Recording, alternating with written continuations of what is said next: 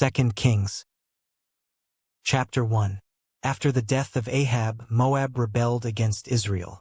Now Ahaziah had fallen through the lattice of his upper room in Samaria and injured himself. So he sent messengers and instructed them, "Go inquire of Baalzebub, the god of Ekron, whether I will recover from this injury." But the angel of Yahweh said to Elijah the Tishbite, "Go up to meet the messengers of the king of Samaria and ask them, is it because there is no Elohim in Israel that you are on your way to inquire of Baalzebub, the god of Ekron? Therefore this is what Yahweh says, you will not get up from the bed on which you are lying. You will surely die." So Elijah departed. When the messengers returned to the king, he asked them, "Why have you returned?" They replied, "A man came up to meet us and said, 'Go back to the king who sent you and tell him that this is what Yahweh says. Is it because there is no Elohim in Israel that you are sending these men to inquire of Baalzebub, the god of Ekron? Therefore you will not get up from the bed on which you are lying. You will surely die." The king asked them, "What sort of man came up to meet you and spoke these words to you?" "He was a hairy man," they answered, "with a leather belt around his waist." "It was Elijah the Tishbite," said the king. Then King Ahaziah sent to Elijah a captain with his company of 50 men. So the captain went up to Elijah, who was sitting on top of a hill, and said to him, "Man of Elohim, the king declares, come down." Elijah answered the captain, "If I am a man of Elohim, may fire come down from heaven and consume you and your 50 men. And fire came down from heaven and consumed the captain and his 50 men. So the king sent to Elijah another captain with his 50 men. And the captain said to Elijah, "Man of Elohim, the king declares, come down at once." Again Elijah replied, "If I am a man of Elohim, may fire come down from heaven and consume you and your 50 men. And the fire of Elohim came down from heaven and consumed the captain and his 50 men. So the king sent a third captain with his 50 men.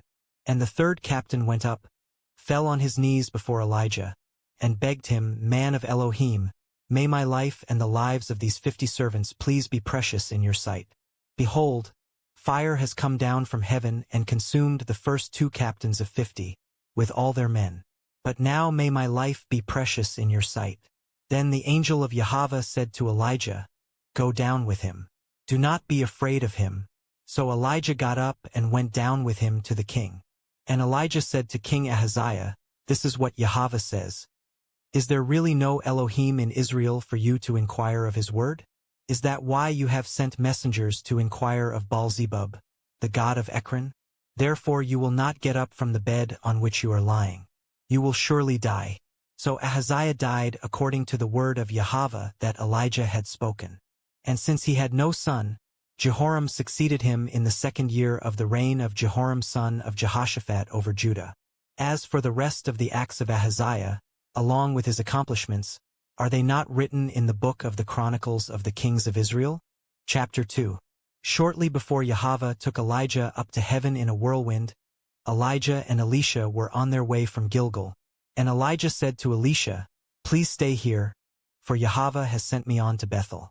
But Elisha replied, "As surely as Yahweh lives and as you yourself live, I will not leave you." So they went down to Bethel. Then the sons of the prophets at Bethel came out to Elisha and said, "Do you know that Yahweh will take your master away from you today?" "Yes, I know," he replied. "Do not speak of it." And Elijah said to Elisha, "Please stay here, for Yahweh has sent me on to Jericho." But Elisha replied, "As surely as Yahweh lives and as you yourself live, I will not leave you." So they went to Jericho. Then the sons of the prophets at Jericho came up to Elisha and said, "Do you know that Yahweh will take your master away from you today?" "Yes, I know," he replied. "Do not speak of it." And Elijah said to Elisha, "Please stay here, for Yahweh has sent me on to the Jordan." But Elisha replied, "As surely as Yahweh lives and as you yourself live, I will not leave you." So the 2 of them went on. Then a company of 50 of the sons of the prophets went and stood at a distance, facing Elijah and Elisha as the 2 of them stood by the Jordan. And Elijah took his cloak, rolled it up and struck the waters, which parted to the right and to the left, so that the 2 of them crossed over on dry ground. After they had crossed over, Elijah said to Elisha, "Tell me, what can I do for you before I am taken away from you? Please, Let me inherit a double portion of your spirit, Elisha replied. You have requested a difficult thing, said Elijah. Nevertheless, if you see me as I am taken from you, it will be yours. But if not, then it will not be so. As they were walking along and talking together, suddenly a chariot of fire with horses of fire appeared and separated the two of them, and Elijah went up into heaven in a whirlwind. As Elisha watched, he cried out, my father, the chariots and horsemen of Israel, and he saw Elijah no more. So taking hold of his own clothes, he tore them in two. Elisha also picked up the cloak that had fallen from Elijah, and he went back and stood on the bank of the Jordan. Then he took the cloak of Elijah that had fallen from him and struck the waters. Where now is Yahweh, the Elohim of Elijah? He asked. And when he had struck the waters, they parted to the right and to the left, and Elisha crossed over. When the sons of the prophets who were facing him from Jericho saw what had happened, they said, the spirit of Elijah rests on Elisha. And they went to meet him and bowed down to the ground before him. Look now, they said to Elisha, we your servants have 50 valiant men. Please let them go and search for your master. Perhaps the spirit of Yahweh has taken him up and put him on one of the mountains or in one of the valleys. Do not send them, Elisha replied. But when they pressed him to the point of embarrassment, he said, send them. And they sent 50 men, who searched for 3 days but did not find Elijah. When they returned to Elisha, who was staying in Jericho, he said to them, didn't I tell you not to go? Then the men of the city said to Elisha, please note, our master, that the city's location is good, as you can see. But the water is bad and the land is unfruitful. Bring me a new bowl, he replied, and put some salt in it. So they brought it to him, and Elisha went out to the spring, cast the salt into it, and said, this is what Yahweh says. I have healed this water. No longer will it cause death or unfruitfulness. And the waters there have been healthy to this day, according to the word spoken by Elisha. From there, Elisha went up to Bethel. And as he was walking up the road, a group of boys came out of the city and jeered at him, chanting, go up, you bald head! Go up, you bald head! Then he turned around, looked at them, and called down a curse on them in the name of Yahweh. Suddenly 2 female bears came out of the woods and mauled 42 of the boys. And Elisha went on to Mount Carmel, and from there he returned to Samaria. Chapter 3. In the 18th year of Jehoshaphat's reign over Judah, Jehoram son of Ahab became king of Israel, and he reigned in Samaria 12 years. And he did evil in the sight of Yahweh, but not as his father and mother had done. He removed the sacred pillar of Baal that his father had made. Nevertheless, he clung to the sins that Jeroboam son of Nebat had caused Israel to commit. He did not turn away from them. Now Mesha king of Moab was a sheep breeder, and he would render to the king of Israel 100,000 lambs and the wool of 100,000 rams. But after the death of Ahab, the king of Moab rebelled against the king of Israel. So at that time King Jehoram set out from Samaria and mobilized all Israel. And he sent a message to Jehoshaphat king of Judah. The king of Moab has rebelled against me. Will you go with me to fight against Moab? I will go, replied Jehoshaphat. I am like you, my people are your people, and my horses are your horses. Then he asked, which way shall we go up? By way of the desert of Edom, replied Joram. So the king of Israel, the king of Judah, and the king of Edom set out, and after they had traveled a roundabout route for 7 days, they had no water for their army or for their animals. Alas, said the king of Israel, for Yahweh has summoned these 3 kings to deliver them into the hand of Moab. But Jehoshaphat asked, is there no prophet of Yahweh here? Let us inquire of Yahweh through him. And one of the servants of the king of Israel answered, Elisha son of Shaphat is here. He used to pour water on the hands of Elijah. Jehoshaphat affirmed, the word of Yahweh is with him. So the king of Israel and Jehoshaphat and the king of Edom went down to him. Elisha, however, said to the king of Israel, what have we to do with each other? Go to the prophets of your father and of your mother. No, replied the king of Israel, for it is Yahweh who has summoned these 3 kings to deliver them into the hand of Moab. Then Elisha said, as surely as Yahweh of hosts lives, before whom I stand, were it not for my regard for the presence of Jehoshaphat king of Judah, I would not look at you or acknowledge you. But now bring me a harpist. And while the harpist played, the hand of Yahweh came upon Elisha. And he said, This is what Yahweh says, dig this valley full of ditches. For Yahweh says, you will not see wind or rain, but the valley will be filled with water, and you will drink, you and your cattle and your animals.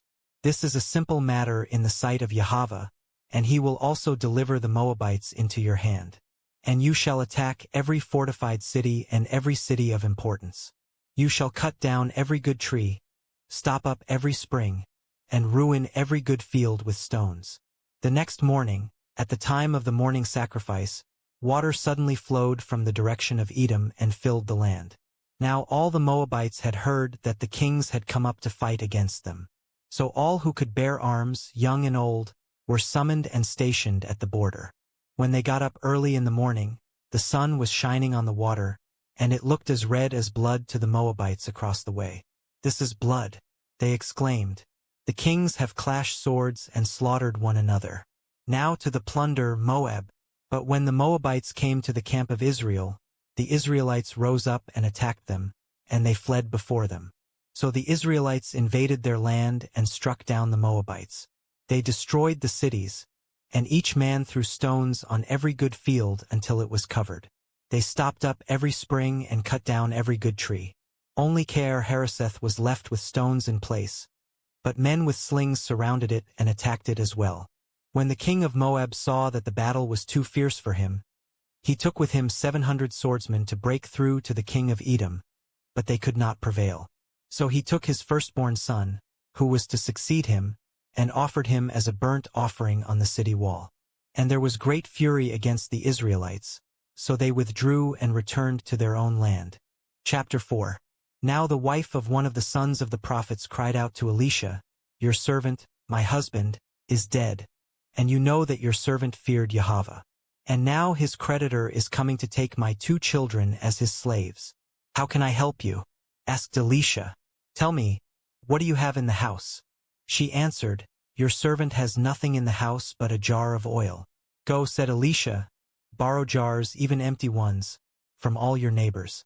Do not gather just a few.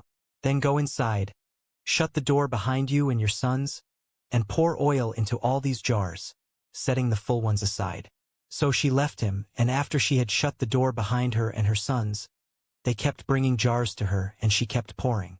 When all the jars were full, she said to her son, Bring me another. But he replied, There are no more jars. Then the oil stopped flowing. She went and told the man of Elohim, and he said, Go, sell the oil and pay your debt. Then you and your sons can live on the remainder. One day Elisha went to Shunem, and a prominent woman who lived there persuaded him to have a meal. So whenever he would pass by, he would stop there to eat. Then the woman said to her husband, Behold, now I know that the one who often comes our way is a holy man of Elohim. Please let us make a small room upstairs and put in it a bed, a table, a chair, and a lamp for him. Then when he comes to us, he can stay there. One day Elisha came to visit and went to his upper room to lie down. And he said to Gehazi his servant, Call the Shunammite woman. And when he had called her, she stood before him. And Elisha said to Gehazi, Now tell her, Look, you have gone to all this trouble for us. What can we do for you? Can we speak on your behalf to the king or the commander of the army? I have a home among my own people, she replied. So he asked, Then what should be done for her? Well, she has no son, Gehazi replied, and her husband is old. Call her, said Elisha. So Gehazi called her, and she stood in the doorway. And Elisha declared, At this time next year, you will hold a son in your arms. No, my master, she said, do not lie to your maidservant, O man of Elohim. But the woman did conceive, and at that time the next year she gave birth to a son, just as Elisha had told her. And the child grew, and one day he went out to his father, who was with the harvesters. My head, he complained to his father. So his father told a servant, Carry him to his mother. After the servant had picked him up and carried him to his mother, the boy sat on her lap until noon, and then he died. And she went up and laid him on the bed of the man of Elohim. Then she shut the door and went out. And the woman called her husband and said, Please send me one of the servants and one of the donkeys, that I may go quickly to the man of Elohim and return. Why would you go to him today? He replied, It is not a new moon or a Sabbath. Everything is all right, she said. Then she saddled the donkey and told her servant, Drive onward. Do not slow the pace for me unless I tell you. So she set out and went to the man of Elohim at Mount Carmel. When the man of Elohim saw her at a distance, he said to his servant Gehazi, Look, there is the Shunammite woman. Please run out now to meet her and ask, Are you all right? Is your husband all right? Is your child all right? And she answered, Everything is all right. When she reached the man of Elohim at the mountain, she clung to his feet. Gehazi came over to push her away, but the man of Elohim said, Leave her alone, for her soul is in deep distress, and Yahweh has hidden it from me and has not told me. Then she said, Did I ask you for a son, my master? Didn't I say, Do not deceive me? So Elisha said to Gehazi, Tie up your garment, take my staff in your hand, and go. If you meet anyone, do not greet him, and if anyone greets you, do not answer him. Then lay my staff on the boy's face. And the mother of the boy said, As surely as Yahweh lives and as you yourself live, I will not leave you. So he got up and followed her. Gehazi went on ahead of them and laid the staff on the boy's face, but there was no sound or response. So he went back to meet Elisha and told him, The boy has not awakened. When Elisha reached the house, there was the boy lying dead on his bed. So he went in, closed the door behind the two of them, and prayed to Yahweh. Then Elisha got on the bed and lay on the boy mouth to mouth, eye to eye, and hand to hand. As he stretched himself out over him, the boy's body became warm. Elisha turned away and paced back and forth across the room. Then he got on the bed and stretched himself out over the boy again, and the boy sneezed 7 times and opened his eyes. Elisha summoned Gehazi and said, Call the Shunammite woman. So he called her and she came. Then Elisha said, Pick up your son. She came in, fell at his feet, and bowed to the ground. Then she picked up her son and went out. When Elisha returned to Gilgal, there was a famine in the land. As the sons of the prophets were sitting at his feet, he said to his attendant, Put on the large pot and boil some stew for the sons of the prophets. One of them went out to the field to gather herbs, and he found a wild vine from which he gathered as many wild gourds as his garment could hold. Then he came back and cut them up into the pot of stew, though no one knew what they were. And they poured it out for the men to eat. But when they tasted the stew they cried out, There is death in the pot, O man of Elohim, and they could not eat it. Then Elisha said, Get some flour. He threw it into the pot and said, Pour it out for the people to eat. And there was nothing harmful in the pot. Now a man from Baal-shalisha came to the man of Elohim with a sack of 20 loaves of barley bread from the first ripe grain. Give it to the people to eat, said Elisha. But his servant asked, How am I to set 20 loaves before 100 men? Give it to the people to eat, said Elisha. For this is what Yahweh says, They will eat and have some left over. So he set it before them, and they ate and had some left over, according to the word of Yahweh. Chapter 5. Now Naaman, the commander of the army of the king of Aram, was a great man in his master's sight and highly regarded. For through him Yahweh had given victory to Aram. And he was a mighty man of valor, but he was a leper. At this time the Arameans had gone out in bands and had taken a young girl from the land of Israel, and she was serving Naaman's wife. She said to her mistress, If only my master would go to the prophet who is in Samaria, he would cure him of his leprosy. And Naaman went and told his master what the girl from the land of Israel had said. Go now, said the king of Aram, and I will send you with a letter to the king of Israel. So Naaman departed, taking with him 10 talents of silver, 6,000 shekels of gold, and 10 sets of clothing. And the letter that he took to the king of Israel stated, With this letter I am sending my servant Naaman, so that you may cure him of his leprosy. When the king of Israel read the letter, he tore his clothes and asked, Am I Elohim killing and giving life, that this man expects me to cure a leper? Surely you can see that he is seeking a quarrel with me. Now when Elisha the man of Elohim heard that the king of Israel had torn his clothes, he sent a message to the king. Why have you torn your clothes? Please let the man come to me, and he will know that there is a prophet in Israel." So Naaman came with his horses and chariots and stood at the door of Elisha's house.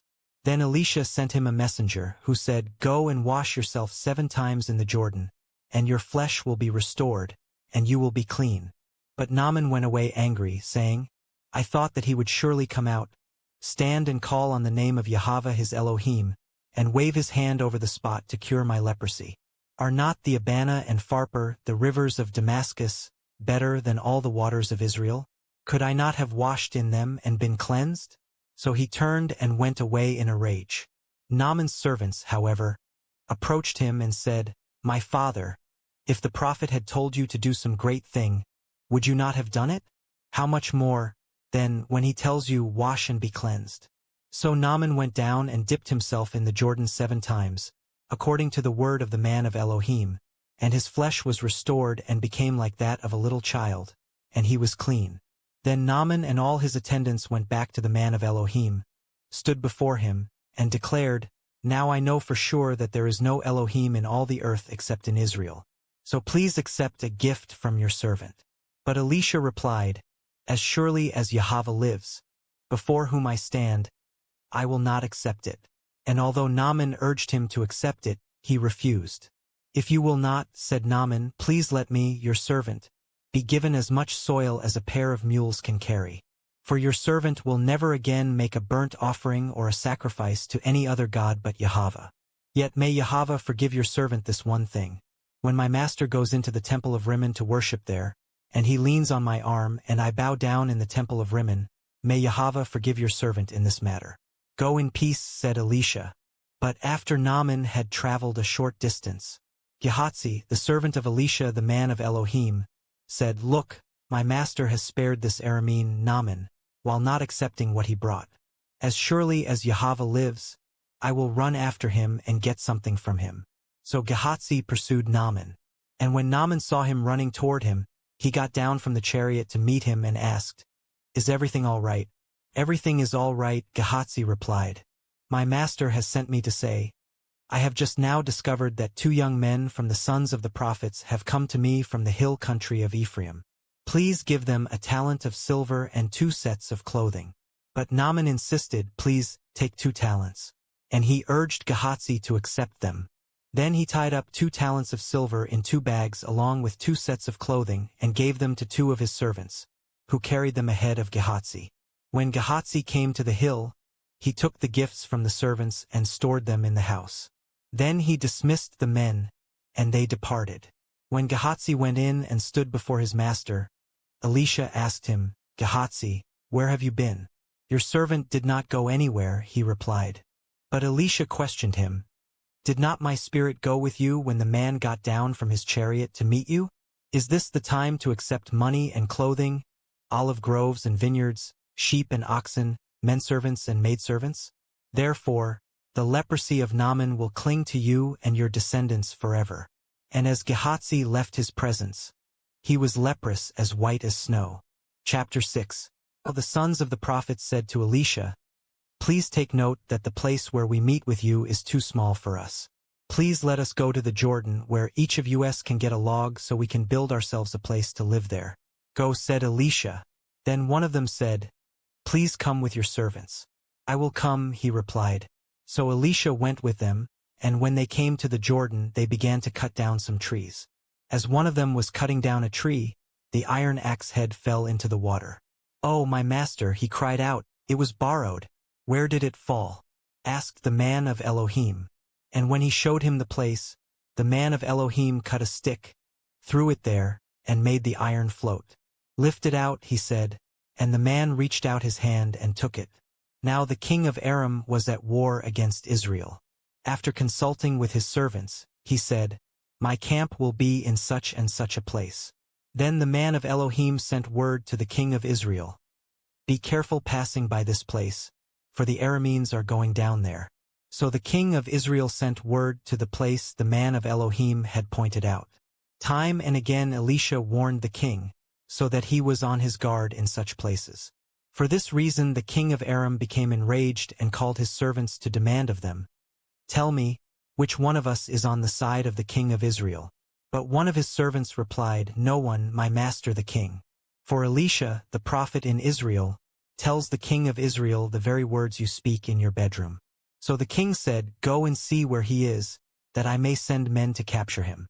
On receiving the report, Elisha is in Dothan. The king of Aram sent horses, chariots, and a great army. They went there by night and surrounded the city. When the servant of the man of Elohim got up and went out early in the morning, an army with horses and chariots had surrounded the city. So he asked Elisha, Oh, my master, what are we to do? Do not be afraid, Elisha answered, for those who are with us are more than those who are with them. Then Elisha prayed, O Yahweh, please open his eyes that he may see. And Yahweh opened the eyes of the young man, and he saw that the hills were full of horses and chariots of fire all around Elisha. As the Arameans came down against him, Elisha prayed to Yahweh, Please strike these people with blindness. So he struck them with blindness, according to the word of Elisha. And Elisha told them, This is not the way, and this is not the city. Follow me, and I will take you to the man you are seeking. And he led them to Samaria.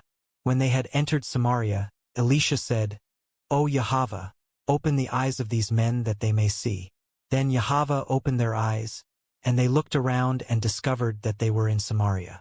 And when the king of Israel saw them, he asked Elisha, My father, shall I kill them? Shall I kill them? Do not kill them, he replied. Would you kill those you have captured with your own sword or bow? Set food and water before them, that they may eat and drink and then return to their master. So the king prepared a great feast for them, and after they had finished eating and drinking, he sent them away, and they returned to their master. And the Aramean raiders did not come into the land of Israel again. Some time later, Benhadad king of Aram assembled his entire army and marched up to besiege Samaria. So there was a great famine in Samaria. Indeed, they besieged the city so long that a donkey's head sold for 80 shekels of silver, and a quarter cab of dove's dung sold for 5 shekels of silver. As the king of Israel was passing by on the wall, a woman cried out to him, Help me, my master the king. He answered, If Yahweh does not help you, where can I find help for you? From the threshing floor or the winepress?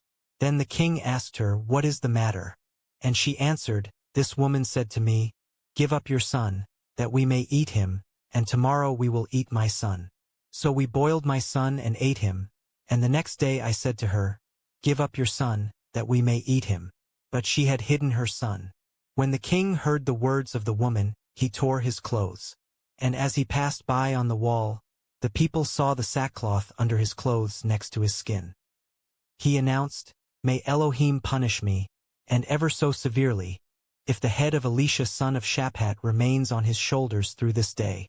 Now Elisha was sitting in his house, and the elders were sitting with him. The king sent a messenger ahead, but before he arrived, Elisha said to the elders, Do you see how this murderer has sent someone to cut off my head? Look, when the messenger comes, shut the door to keep him out. Is not the sound of his master's footsteps behind him? While Elisha was still speaking with them, the messenger came down to him. And the king said, This calamity is from Yahweh. Why should I wait for Yahweh any longer? Chapter 7. Then Elisha said, Hear the word of Yahweh. This is what Yahweh says. About this time tomorrow at the gate of Samaria, a seah of fine flour will sell for a shekel, and 2 seahs of barley will sell for a shekel. But the officer on whose arm the king leaned answered the man of Elohim, Look, even if Yahweh were to make windows in heaven, could this really happen? You will see it with your own eyes, replied Elisha, but you will not eat any of it. Now there were 4 men with leprosy at the entrance of the city gate, and they said to one another, Why just sit here until we die? If we say, Let us go into the city, we will die there from the famine in the city. But if we sit here, we will also die. So come now, let us go over to the camp of the Arameans. If they let us live, we will live. If they kill us, we will die. So they arose at twilight and went to the camp of the Arameans. But when they came to the outskirts of the camp, there was not a man to be found. For Yahweh had caused the Arameans to hear the sound of chariots, horses, and a great army, so that they said to one another, Look, The king of Israel must have hired the kings of the Hittites and Egyptians to attack us. Thus the Arameans had arisen and fled at twilight, abandoning their tents and horses and donkeys. The camp was intact and they had run for their lives. When the lepers reached the edge of the camp, they went into a tent to eat and drink. Then they carried off the silver, gold, and clothing and went and hid them. On returning, they entered another tent, carried off some items from there, and hid them. Finally, they said to one another, "We are not doing what is right. Today is a day of good news. If we are silent and wait until morning light, our sin will overtake us. Now, therefore, let us go and tell the king's household." So they went and called out to the gatekeepers of the city, saying, "We went to the Aramean camp, and no one was there, not a trace, only tethered horses and donkeys, and the tents were intact." The gatekeepers shouted the news, and it was reported to the king's household. So the king got up in the night and said to his servants, "Let me tell you what the Arameans have done to us. They know we are starving, so they have left the camp to hide in the field, thinking, when they come out of the city, we will take them alive and enter the city." But one of his servants replied, "Please, have scouts take 5 of the horses that remain in the city. Their plight will be no worse than all the Israelites who are left here. You can see that all the Israelites here are doomed. So let us send them and find out." Then the scouts took 2 chariots with horses, and the king sent them after the Aramean army, saying, "Go and see." And they tracked them as far as the Jordan, and indeed the whole way was littered with the clothing and equipment the Arameans had thrown off in haste. So the scouts returned and told the king. Then the people went out and plundered the camp of the Arameans. It was then that a seah of fine flour sold for a shekel, and 2 seahs of barley sold for a shekel, according to the word of Yahweh. Now the king had appointed the officer on whose arm he leaned to be in charge of the gate. But the people trampled him in the gateway, and he died, just as the man of Elohim had foretold when the king had come to him. It happened just as the man of Elohim had told the king. About this time tomorrow at the gate of Samaria, 2 seahs of barley will sell for a shekel, and a seah of fine flour will sell for a shekel. And the officer had answered the man of Elohim, "Look, even if Yahweh were to make windows in heaven, could this really happen?" So Elisha had replied, "You will see it with your own eyes, but you will not eat any of it." And that is just what happened to him. The people trampled him in the gateway and he died. Chapter 8. Now Elisha had said to the woman whose son he had restored to life, "Arise, you and your household. Go and live as a foreigner wherever you can. For Yahweh has decreed a 7-year famine, and it has already come to the land." So the woman had proceeded to do as the man of Elohim had instructed. And she and her household lived as foreigners for 7 years in the land of the Philistines. At the end of 7 years, when the woman returned from the land of the Philistines, she went to the king to appeal for her house and her land. Now the king had been speaking to Gehazi, the servant of the man of Elohim, saying, "Please relate to me all the great things Elisha has done." And Gehazi was telling the king how Elisha had brought the dead back to life. Just then the woman whose son Elisha had revived came to appeal to the king for her house and her land. So Gehazi said, "My master the king, this is the woman, and this is the son Elisha restored to life." When the king asked the woman, she confirmed it. So the king appointed for her an officer, saying, "Restore all that was hers, along with all the proceeds of the field from the day that she left the country until now." Then Elisha came to Damascus while Benhadad king of Aram was sick, and the king was told, "The man of Elohim has come here." So the king said to Hazael, "Take a gift in your hand, go to meet the man of Elohim, and inquire of Yahweh through him, will I recover from this illness?" So Hazael went to meet Elisha, taking with him a gift of 40 camel loads of every good thing from Damascus. And he went in and stood before him and said, "Your son Benhadad king of Aram has sent me to ask, will I recover from this illness?" Elisha answered, "Go and tell him, you will surely recover. But Yahweh has shown me that, in fact, he will die." Elisha fixed his gaze steadily on him until Hazael became uncomfortable. Then the man of Elohim began to weep. "Why is my master weeping?" asked Hazael. "Because I know the evil you will do to the Israelites," Elisha replied. "You will set fire to their fortresses, kill their young men with the sword, dash their little ones to pieces, and rip open their pregnant women. "But how could your servant, a mere dog, do such a monstrous thing?" said Hazael. And Elisha answered, "Yahweh has shown me that you will be king over Aram." So Hazael left Elisha and went to his master, who asked him, "What did Elisha say to you?" And he replied, "He told me that you would surely recover." But the next day Hazael took a thick cloth, dipped it in water, and spread it over the king's face. So Benhadad died, and Hazael reigned in his place. In the 5th year of the reign of Joram son of Ahab over Israel, Jehoram son of Jehoshaphat succeeded his father as king of Judah. Jehoram was 32 years old when he became king, and he reigned in Jerusalem 8 years. And Jehoram walked in the ways of the kings of Israel, just as the house of Ahab had done. For he married a daughter of Ahab and did evil in the sight of Yahweh. Yet for the sake of his servant David, Yahweh was unwilling to destroy Judah, since he had promised to maintain a lamp for David and his descendants forever. In the days of Jehoram, Edom rebelled against the hand of Judah and appointed their own king. So Jehoram crossed over to Zair with all his chariots. When the Edomites surrounded him and his chariot commanders, he rose up and attacked by night. His troops, however, fled to their homes. So to this day Edom has been in rebellion against the hand of Judah. Likewise, Libnah rebelled at the same time. As for the rest of the acts of Jehoram, along with all his accomplishments, are they not written in the book of the Chronicles of the kings of Judah? And Jehoram rested with his fathers and was buried with them in the city of David. And his son Ahaziah reigned in his place. In the 12th year of the reign of Joram son of Ahab over Israel, Ahaziah son of Jehoram became king of Judah.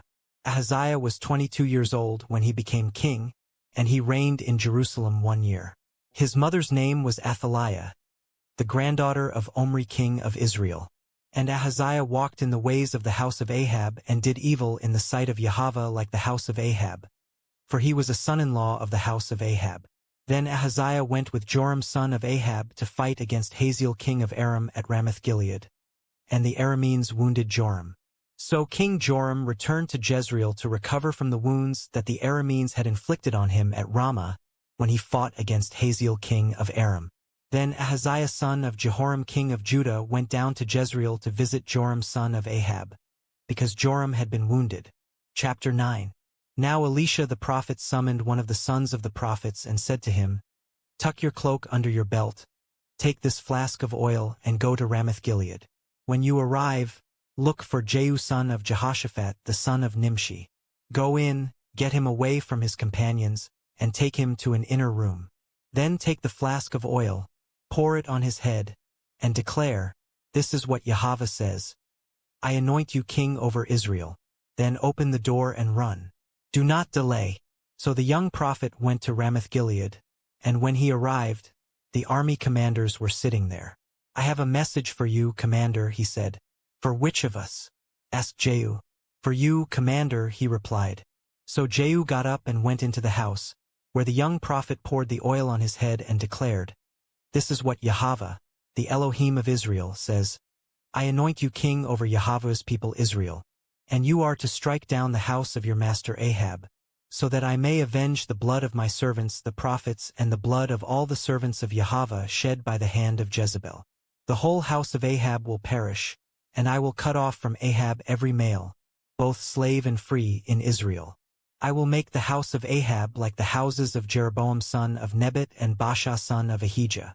And on the plot of ground at Jezreel the dogs will devour Jezebel, and there will be no one to bury her."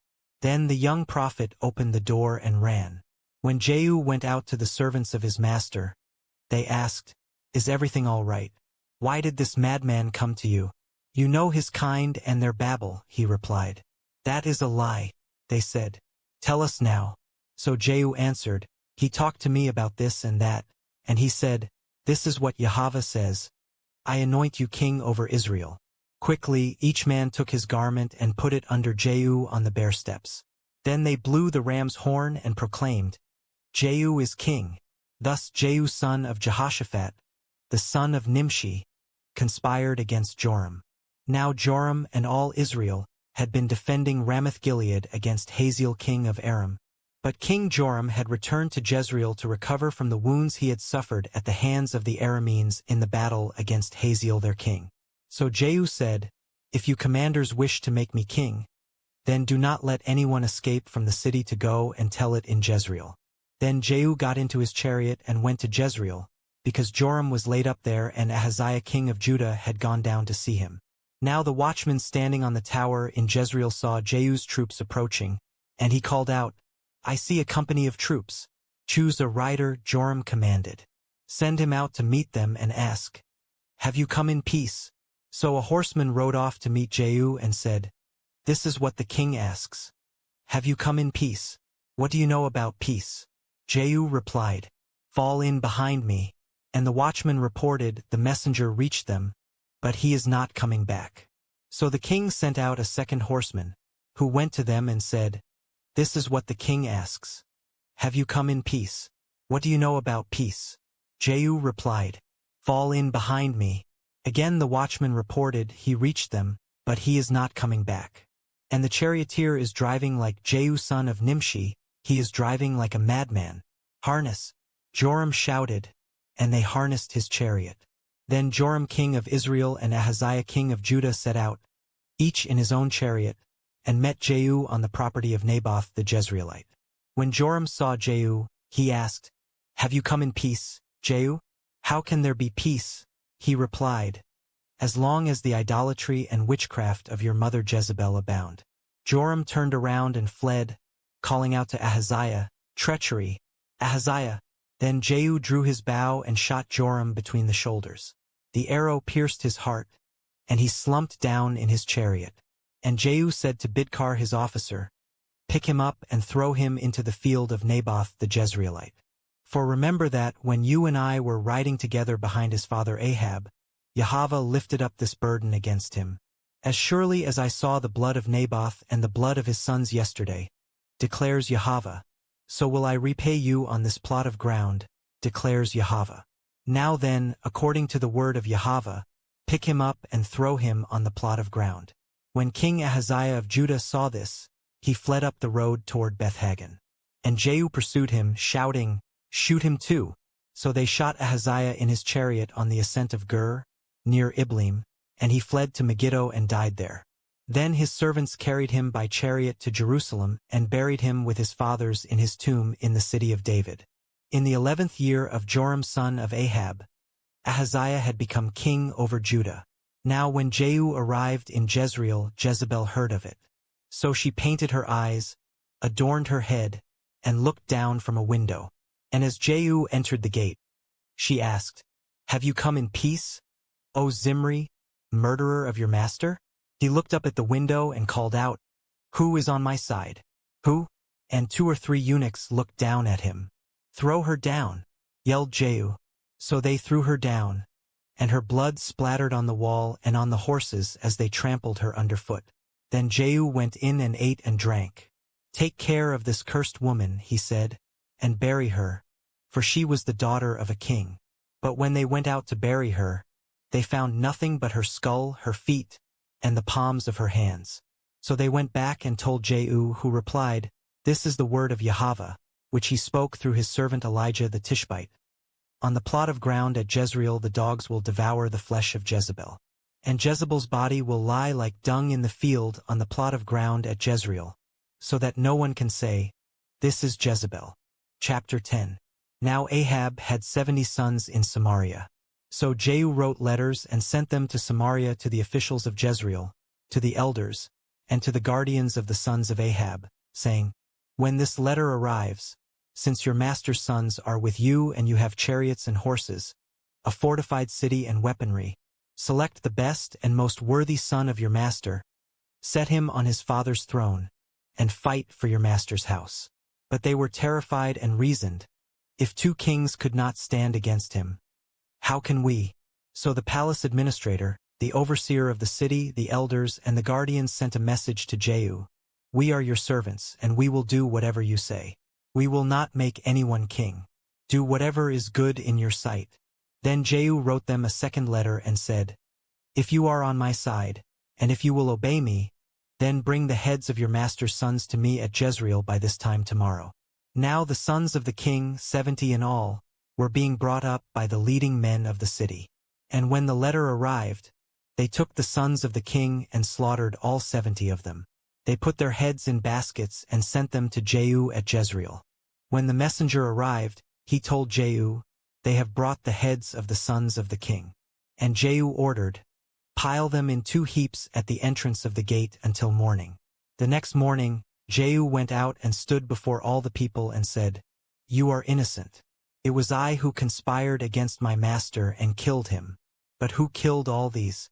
Know then that not a word Yahweh has spoken against the house of Ahab will fail, for Yahweh has done what he promised through his servant Elijah." So Jehu killed everyone in Jezreel who remained of the house of Ahab, as well as all his great men and close friends and priests, leaving him without a single survivor. Then Jehu set out toward Samaria. At Beth-Eked of the shepherds, Jehu met some relatives of Ahaziah king of Judah and asked, "Who are you?" "We are relatives of Ahaziah," they answered, "and we have come down to greet the sons of the king and of the queen mother." Then Jehu ordered, "Take them alive." So his men took them alive, then slaughtered them at the well of Beth-Eked 42 men. He spared none of them. When he left there, he found Jehonadab son of Rechab, who was coming to meet him. Jehu greeted him and asked, "Is your heart as true to mine as my heart is to yours?" "It is," Jehonadab replied. "If it is," said Jehu, "give me your hand." So he gave him his hand, and Jehu helped him into his chariot, saying, "Come with me and see my zeal for Yahweh." So he had him ride in his chariot. When Jehu came to Samaria, he struck down everyone belonging to Ahab who remained there, until he had destroyed them, according to the word that Yahweh had spoken to Elijah. Then Jehu brought all the people together and said, "Ahab served Baal a little, but Jehu will serve him a lot. Now, therefore, summon to me all the prophets of Baal, all his servants and all his priests. See that no one is missing, for I have a great sacrifice for Baal. Whoever is missing will not live."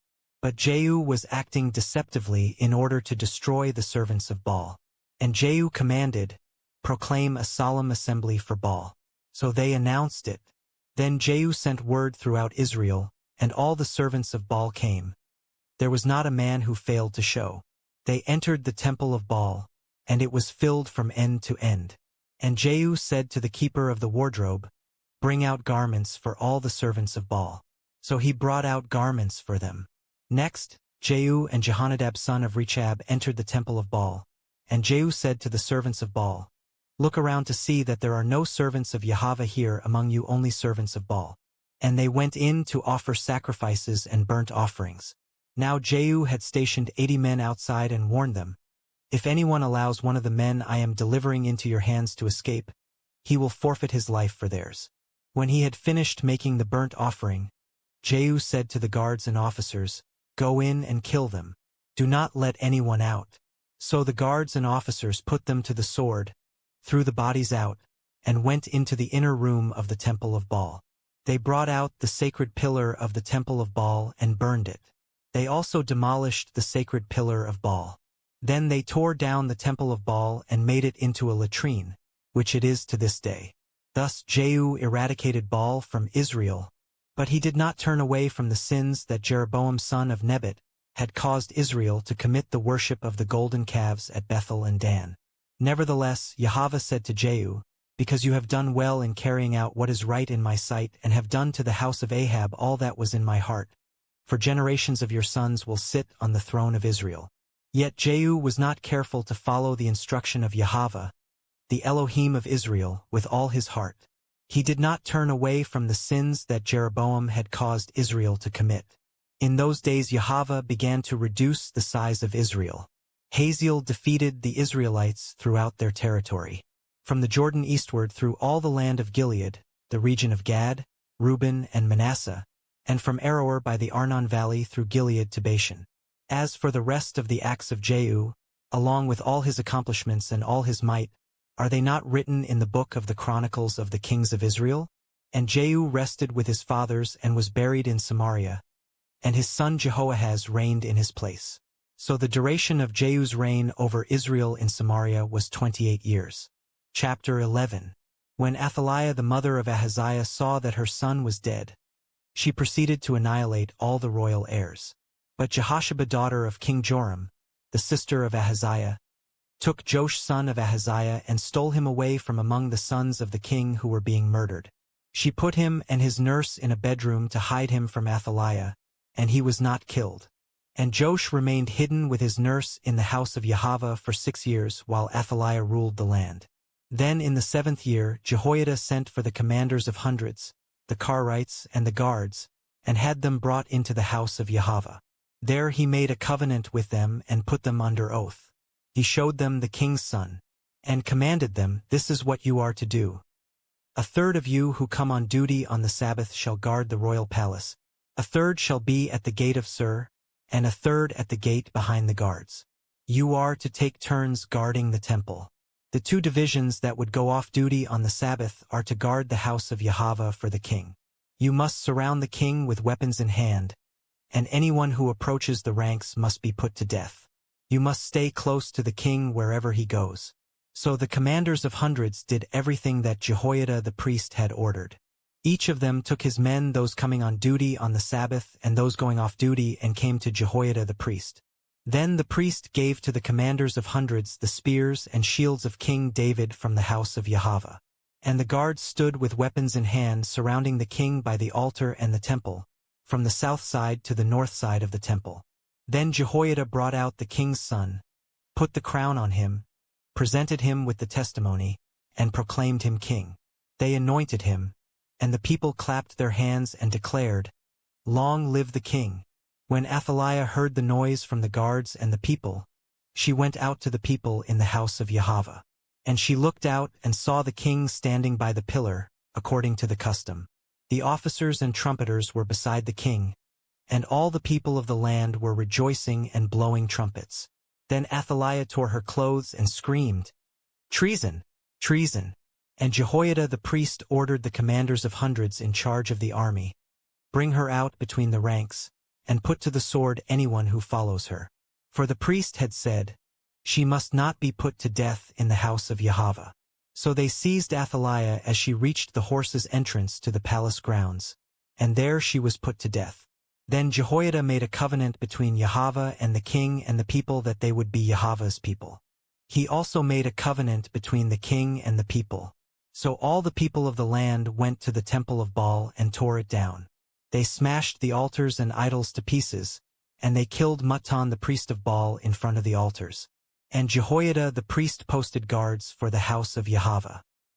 He took with him the commanders of hundreds, the Karites, the guards, and all the people of the land, and they brought the king down from the house of Yahweh and entered the royal palace by way of the gate of the guards.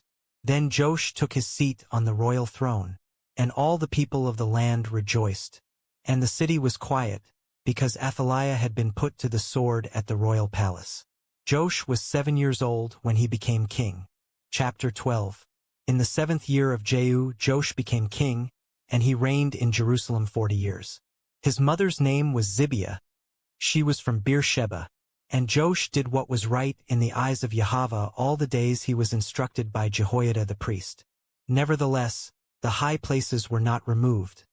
The people continued sacrificing and burning incense there. Then Joash said to the priests, "Collect all the money brought as sacred gifts into the house of Yahweh, the census money, the money from vows, and the money brought voluntarily into the house of Yahweh.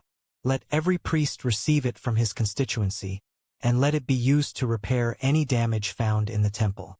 By the 23rd year of the reign of Joash, however, the priests had not yet repaired the damage to the temple. So King Joash called Jehoiada and the other priests and said, "Why have you not repaired the damage to the temple? Now, therefore, take no more money from your constituency, but hand it over for the repair of the temple." So the priests agreed that they would not receive money from the people and that they would not repair the temple themselves. Then Jehoiada the priest took a chest, bored a hole in its lid, and set it beside the altar on the right side as one enters the house of Yahweh. There the priests who guarded the threshold put all the money brought into the house of Yahweh.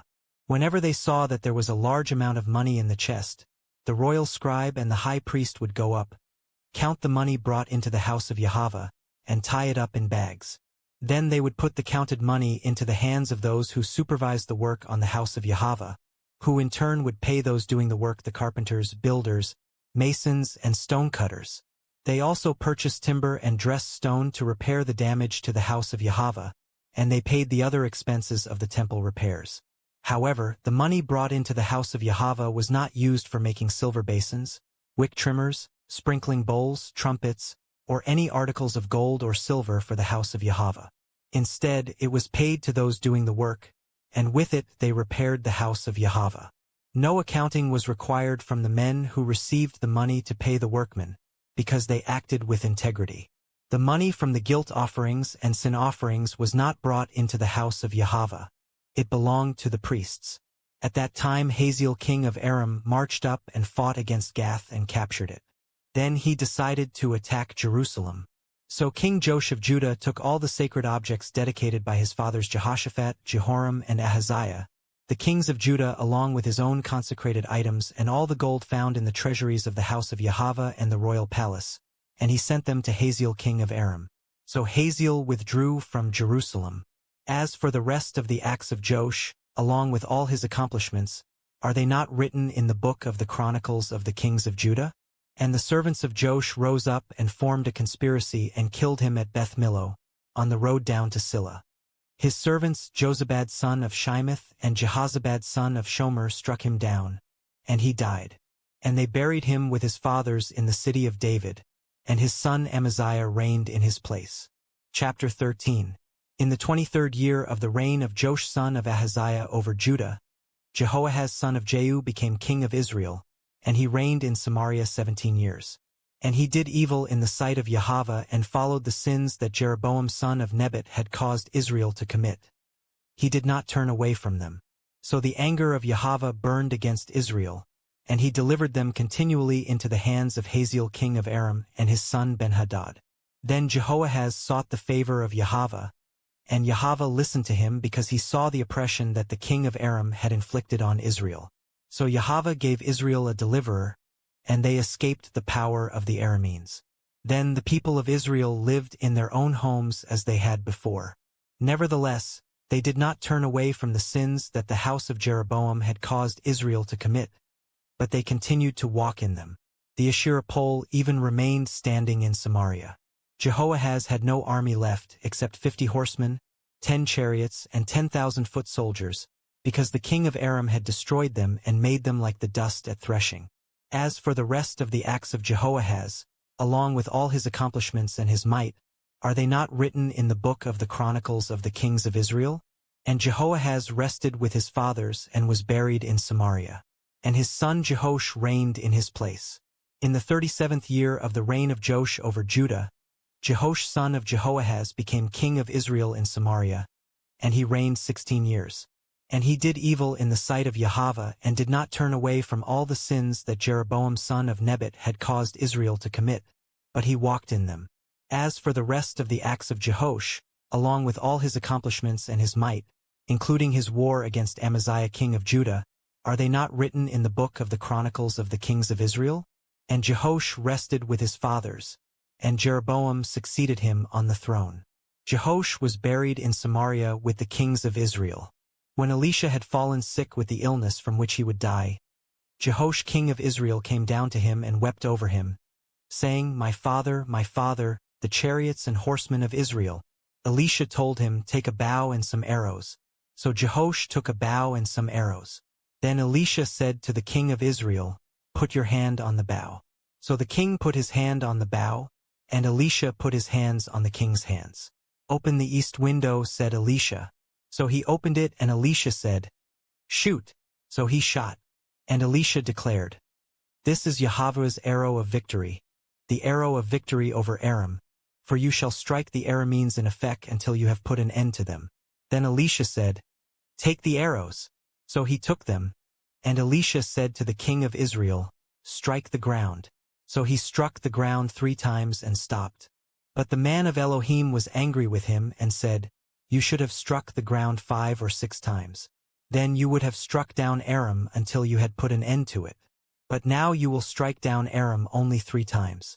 And Elisha died and was buried. Now the Moabite raiders used to come into the land every spring. Once, as the Israelites were burying a man, suddenly they saw a band of raiders. So they threw the man's body into Elisha's tomb. And as soon as his body touched the bones of Elisha, the man was revived and stood up on his feet. And Hazael king of Aram oppressed Israel throughout the reign of Jehoahaz.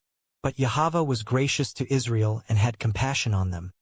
And he turned toward them because of his covenant with Abraham, Isaac, and Jacob. And to this day, Yahweh has been unwilling to destroy them or cast them from his presence. When Hazael king of Aram died, his son Benhadad reigned in his place. Then Jehoash son of Jehoahaz took back from Benhadad son of Hazael the cities that Hazael had taken in battle from his father Jehoahaz. Jehoash defeated Benhadad 3 times, and so recovered the cities of Israel. Chapter 14. In the 2nd year of the reign of Jehoash son of Jehoahaz over Israel, Amaziah son of Joash became king of Judah. He was 25 years old when he became king, and he reigned in Jerusalem 29 years. His mother's name was Jehoaddan. She was from Jerusalem, and he did what was right in the eyes of Yahweh, but not as his father David had done. He did everything as his father Joash had done. Nevertheless, the high places were not taken away, and the people continued sacrificing and burning incense on the high places. As soon as the kingdom was firmly in his grasp, Amaziah executed the servants who had murdered his father the king. Yet he did not put the sons of the murderers to death, but acted according to what is written in the book of the law of Moses, where Yahweh commanded, "Fathers must not be put to death for their children, and children must not be put to death for their fathers. Each is to die for his own sin." Amaziah struck down 10,000 Edomites in the Valley of Salt. He took Selah in battle and called it Joktheel, which is its name to this very day. Then Amaziah sent messengers to the king of Israel Jehoash son of Jehoahaz, the son of Jehu. "Come, let us meet face to face," he said. But Jehoash king of Israel replied to Amaziah king of Judah. A thistle in Lebanon sent a message to a cedar in Lebanon, saying, "Give your daughter to my son in marriage." Then a wild beast in Lebanon came along and trampled the thistle. "You have indeed defeated Edom, and your heart has become proud. Glory in that and stay at home. Why should you stir up trouble so that you fall, you and Judah with you?" But Amaziah would not listen, and Jehoash king of Israel advanced. He and King Amaziah of Judah faced each other at Bethshemesh in Judah. And Judah was routed before Israel, and every man fled to his home. There at Bethshemesh, Jehoash king of Israel captured Amaziah king of Judah, the son of Joash, the son of Ahaziah. Then Jehoash went to Jerusalem and broke down the wall of Jerusalem from the Ephraim gate to the corner gate, a section of 400 cubits. He took all the gold and silver and all the articles found in the house of Yahweh and in the treasuries of the royal palace, as well as some hostages. Then he returned to Samaria. As for the rest of the acts of Jehoash, along with his accomplishments, his might, and how he waged war against Amaziah king of Judah, are they not written in the book of the Chronicles of the Kings of Israel? And Jehoash rested with his fathers and was buried in Samaria with the kings of Israel. And his son Jeroboam reigned in his place. Amaziah son of Joash king of Judah lived for 15 years after the death of Jehoash son of Jehoahaz king of Israel. As for the rest of the acts of Amaziah, are they not written in the book of the Chronicles of the Kings of Judah? And conspirators plotted against Amaziah in Jerusalem, and he fled to Lachish. But men were sent after him to Lachish, and they killed him there. They carried him back on horses and buried him in Jerusalem with his fathers in the city of David. Then all the people of Judah took Azariah, who was 16 years old, and made him king in place of his father Amaziah. Azariah was the one who rebuilt Elath and restored it to Judah after King Amaziah rested with his fathers. In the 15th year of the reign of Amaziah son of Joash over Judah, Jeroboam son of Jehoash became king of Israel, and he reigned in Samaria 41 years. And he did evil in the sight of Yahweh and did not turn away from all the sins that Jeroboam son of Nebat had caused Israel to commit. This Jeroboam restored the boundary of Israel from Lebo-Hamath to the sea of the Arabah, according to the word that Yahweh, the Elohim of Israel, had spoken through his servant Jonah son of Amittai, the prophet from Gath-Hepher. For Yahweh saw that the affliction of the Israelites, both slave and free, was very bitter. There was no one to help Israel. And since Yahweh had said that he would not blot out the name of Israel from under heaven, he saved them by the hand of Jeroboam son of Jehoash. As for the rest of the acts of Jeroboam, along with all his accomplishments and might, and how he waged war and recovered both Damascus and Hamath for Israel from Judah, are they not written in the book of the Chronicles of the kings of Israel? And Jeroboam rested with his fathers, the kings of Israel, and his son Zechariah reigned in his place. Chapter 15. In the 27th year of Jeroboam's reign over Israel, Azariah son of Amaziah became king of Judah. He was 16 years old when he became king, and he reigned in Jerusalem 52 years. His mother's name was Jechaliah. She was from Jerusalem, and he did what was right in the eyes of Yahweh, just as his father Amaziah had done. Nevertheless, the high places were not taken away. The people continued sacrificing and burning incense there. And Yahweh afflicted the king with leprosy until the day he died, so that he lived in a separate house while his son Jotham had charge of the palace and governed the people of the land.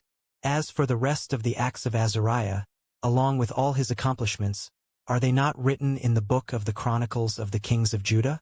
And Azariah rested with his fathers and was buried near them in the city of David. And his son Jotham reigned in his place.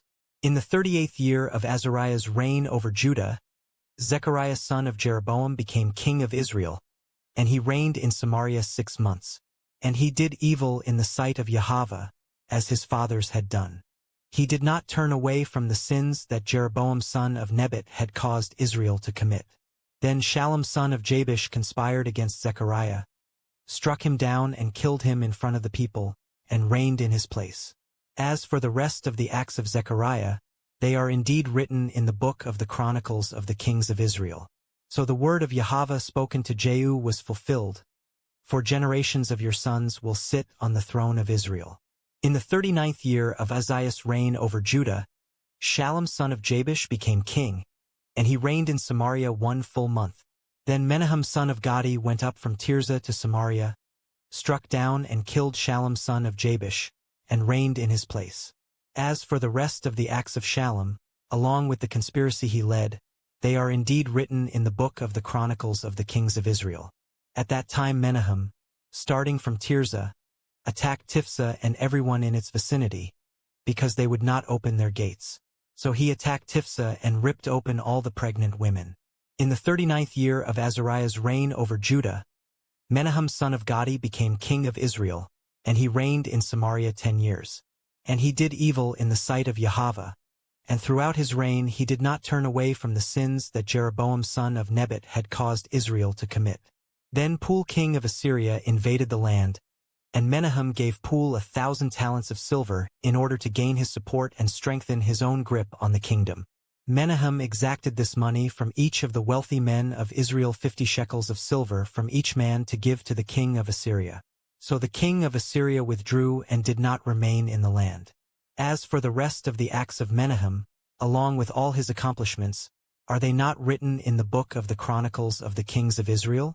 And Menahem rested with his fathers, and his son Pekahiah reigned in his place.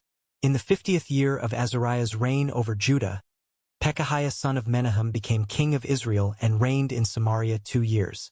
And he did evil in the sight of Yahweh and did not turn away from the sins that Jeroboam son of Nebat had caused Israel to commit. Then his officer, Pekah son of Remaliah, conspired against him along with Argob, Ariah, and 50 men of Gilead. And at the citadel of the king's palace in Samaria, Pekah struck down and killed Pekahiah and reigned in his place. As for the rest of the acts of Pekahiah, along with all his accomplishments, they are indeed written in the book of the Chronicles of the kings of Israel. In the 52nd year of Azariah's reign over Judah, Pekah son of Remaliah became king of Israel, and he reigned in Samaria 20 years. And he did evil in the sight of Yahweh and did not turn away from the sins that Jeroboam son of Nebat had caused Israel to commit.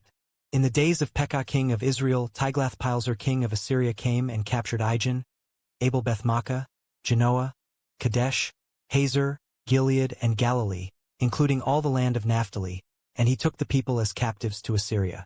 Then Hoshea son of Elah led a conspiracy against Pekah son of Remaliah. In the 20th year of Jotham son of Uzziah, Hoshea attacked Pekah, killed him and reigned in his place.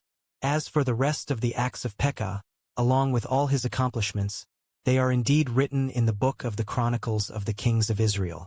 In the 2nd year of the reign of Pekah son of Remaliah over Israel, Jotham son of Uzziah became king of Judah. He was 25 years old when he became king, and he reigned in Jerusalem 16 years. His mother's name was Jerusha daughter of Zadok, and he did what was right in the eyes of Yahweh, just as his father Uzziah had done. Nevertheless, the high places were not taken away. The people continued sacrificing and burning incense there. Jotham rebuilt the upper gate of the house of Yahweh. As for the rest of the acts of Jotham, along with his accomplishments, are they not written in the book of the Chronicles of the Kings of Judah? In those days Yahweh began to send Rezin king of Aram and Pekah son of Remaliah against Judah. And Jotham rested with his fathers and was buried with them in the city of David his father. And his son Ahaz reigned in his place. Chapter 16. In the 17th year of Pekah son of Remaliah, Ahaz son of Jotham became king of Judah. Ahaz was 20 years old when he became king, and he reigned in Jerusalem 16 years. And unlike David his father, he did not do what was right in the eyes of Yahweh his Elohim. Instead, he walked in the ways of the kings of Israel and even sacrificed his son in the fire, according to the abominations of the nations that Yahweh had driven out before the Israelites. And he sacrificed and burned incense on the high places, on the hills, and under every green tree. Then Rezin king of Aram and Pekah son of Remaliah king of Israel came up to wage war against Jerusalem. They besieged Ahaz but could not overcome him. At that time Rezin king of Aram recovered Elath for Aram, drove out the men of Judah, and sent the Edomites into Elath, where they live to this day. So Ahaz sent messengers to Tiglath-Pileser king of Assyria, saying, I am your servant and your son. Come up and save me from the hands of the kings of Aram and Israel, who are rising up against me. Ahaz also took the silver and gold found in the house of Yahweh and in the treasuries of the king's palace, and he sent it as a gift to the king of Assyria. So the king of Assyria responded to him, marched up to Damascus, and captured it. He took its people to Kir as captives and put Rezin to death. Then King Ahaz went to Damascus to meet Tiglath-Pileser king of Assyria. On seeing the altar in Damascus, King Ahaz sent Uriah the priest a model of the altar and complete plans for its construction. And Uriah the priest built the altar according to all the instructions King Ahaz had sent from Damascus, and he completed it by the time King Ahaz had returned. When the king came back from Damascus and saw the altar, he approached it and presented offerings on it. He offered his burnt offering and his grain offering, poured out his drink offering, and sprinkled the blood of his peace offerings on the altar. He also took the bronze altar that stood before Yahweh from the front of the temple, between the new altar and the house of Yahweh, and he put it on the north side of the new altar.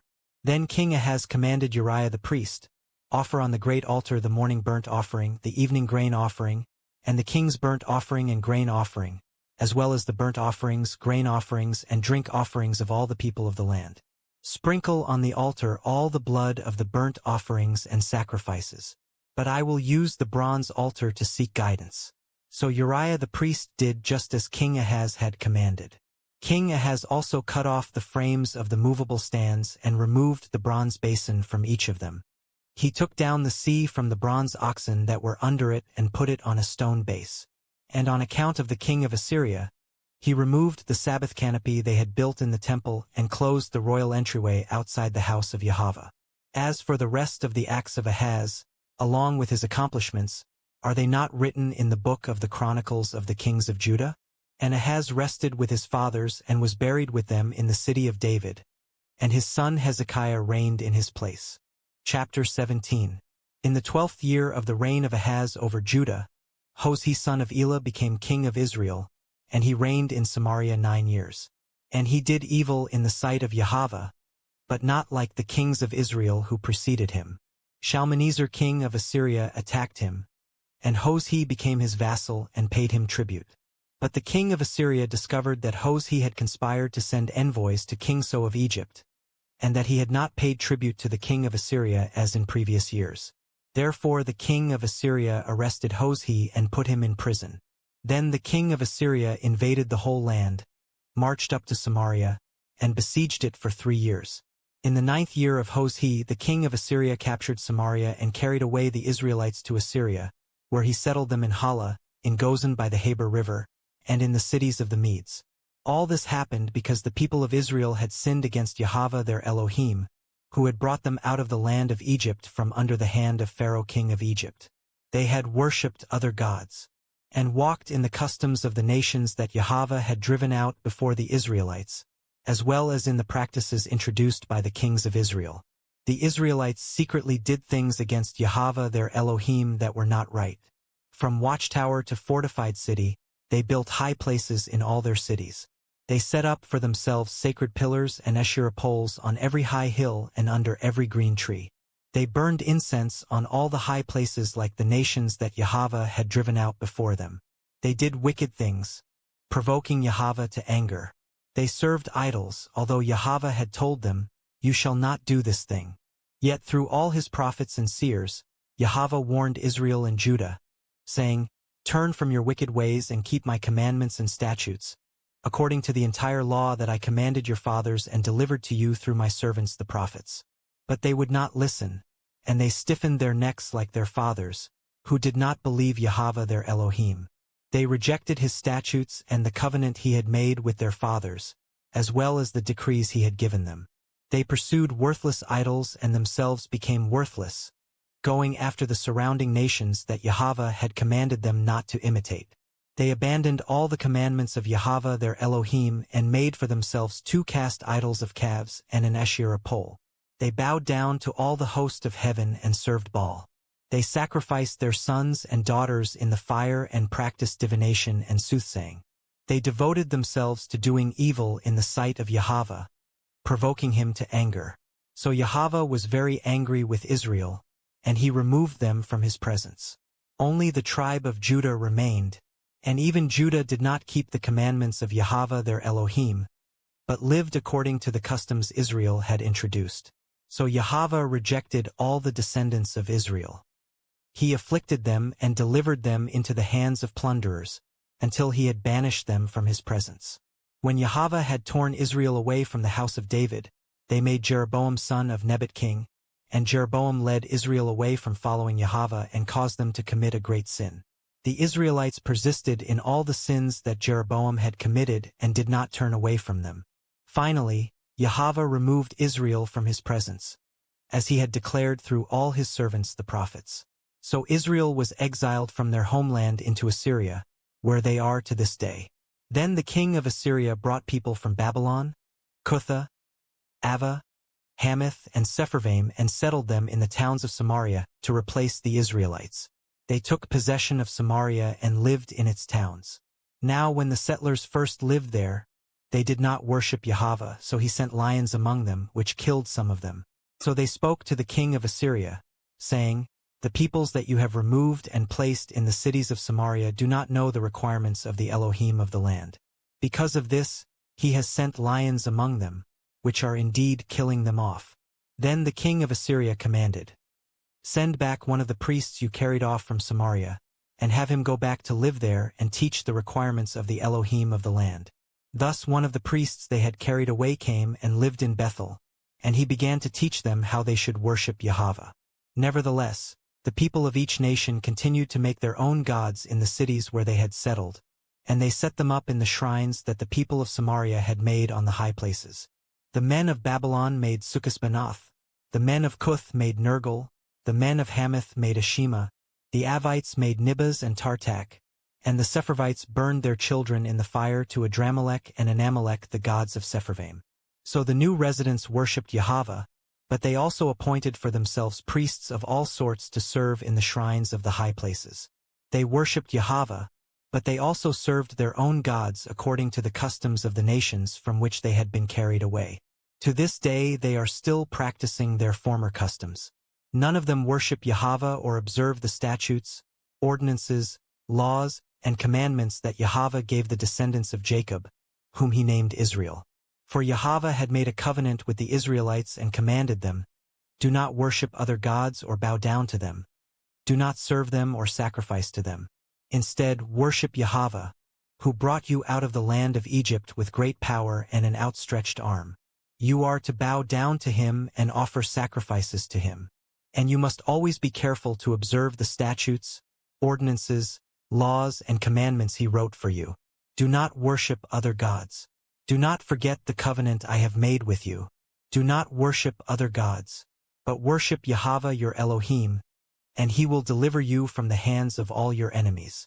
But they would not listen, and they persisted in their former customs. So these nations worshipped Yahweh but also served their idols, and to this day their children and grandchildren continue to do as their fathers did. Chapter 18. In the 3rd year of the reign of Hoshea son of Elah over Israel, Hezekiah son of Ahaz became king of Judah.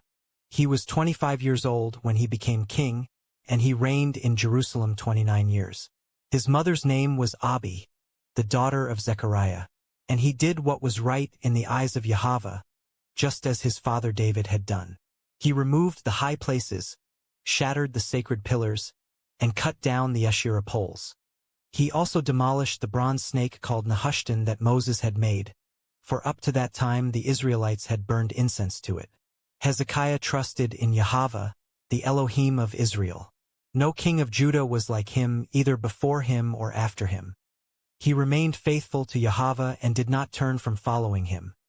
He kept the commandments that Yahweh had given Moses. And Yahweh was with Hezekiah, and he prospered wherever he went. He rebelled against the king of Assyria and refused to serve him. He defeated the Philistines as far as Gaza and its borders, from watchtower to fortified city. In the 4th year of Hezekiah's reign, which was the 7th year of the reign of Hoshea son of Elah over Israel, Shalmaneser king of Assyria marched against Samaria and besieged it. And at the end of 3 years the Assyrians captured it. So Samaria was captured in the 6th year of Hezekiah, which was the 9th year of Hoshea king of Israel. The king of Assyria exiled the Israelites to Assyria and settled them in Hala, in Gozan by the Habor River, and in the cities of the Medes.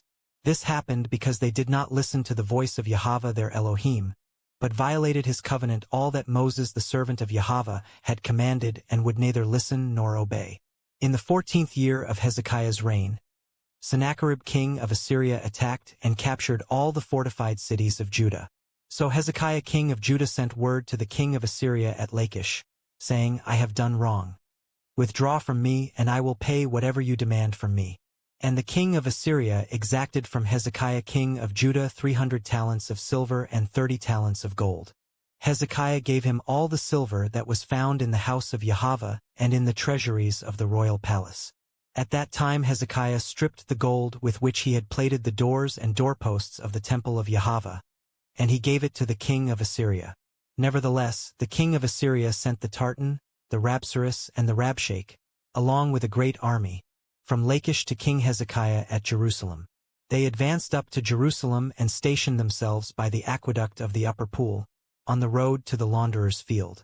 Then they called for the king, and Eliakim son of Hilkiah the palace administrator, Shebna the scribe, and Joah son of Asaph the recorder, went out to them. The Rabshakeh said to them, Tell Hezekiah that this is what the great king, the king of Assyria, says. What is the basis of this confidence of yours? You claim to have a strategy and strength for war, but these are empty words. In whom are you now trusting, that you have rebelled against me? Look now, you are trusting in Egypt, that splintered reed of a staff that will pierce the hand of anyone who leans on it. Such is Pharaoh king of Egypt to all who trust in him. But if you say to me, We trust in Yahweh our Elohim, is he not the one whose high places and altars Hezekiah has removed, saying to Judah and Jerusalem, You must worship before this altar in Jerusalem? Now therefore make a bargain with my master, the king of Assyria. I will give you 2,000 horses if you can put riders on them. For how can you repel a single officer among the least of my master's servants when you depend on Egypt for chariots and horsemen? So now, was it apart from Yahweh that I have come up against this place to destroy it? Yahweh himself said to me, Go up against this land and destroy it. Then Eliakim son of Hilkiah, along with Shebna and Joah, said to the Rabshakeh, Please speak to your servants in Aramaic, since we understand it. Do not speak with us in Hebrew in the hearing of the people on the wall. But the Rabshakeh replied, "Has my master sent me to speak these words only to you and your master, and not to the men sitting on the wall, who are destined with you to eat their own dung and drink their own urine?" Then the Rabshakeh stood and called out loudly in Hebrew, "Hear the word of the great king, the king of Assyria. This is what the king says, do not let Hezekiah deceive you. He cannot deliver you from my hand. Do not let Hezekiah persuade you to trust in Yahweh when he says, Yahweh will surely deliver us. This city will not be given into the hand of the king of Assyria. Do not listen to Hezekiah, for this is what the king of Assyria says. Make peace with me and come out to me. Then every one of you will eat from his own vine and his own fig tree, and drink water from his own cistern, until I come and take you away to a land like your own, a land of grain and new wine, a land of bread and vineyards, a land of olive trees and honey, so that you may live and not die. But do not listen to Hezekiah, for he misleads you when he says, Yahweh will deliver us. Has the God of any nation ever delivered his land from the hand of the king of Assyria? Where are the gods of Hamath and Arpad? Where are the gods of Sepharvaim, Hena, and Ivah? Have they delivered Samaria from my hand? Who among all the gods of these lands has delivered his land from my hand? How then can Yahweh deliver Jerusalem from my hand? But the people remained silent and did not answer a word, for Hezekiah had commanded, do not answer him. Then Hilkiah's son Eliakim the palace administrator, Shebna the scribe, and Asaph's son Joah the recorder came to Hezekiah with their clothes torn, and they relayed to him the words of the Rabshakeh. Chapter 19. On hearing this report, King Hezekiah tore his clothes, put on sackcloth, and entered the house of Yahweh. And he sent Eliakim the palace administrator, Shebna the scribe, and the leading priests, all wearing sackcloth, to the prophet Isaiah son of Amoz, to tell him, this is what Hezekiah says, today is a day of distress, rebuke, and disgrace. For children have come to the point of birth, but there is no strength to deliver them. Perhaps Yahweh your Elohim will hear all the words of the Rabshakeh, whom his master the king of Assyria has sent to defy the living Elohim, and he will rebuke him for the words that Yahweh your Elohim has heard. Therefore lift up a prayer for the remnant that still survives. So the servants of King Hezekiah went to Isaiah, who replied, Tell your master that this is what Yahweh says.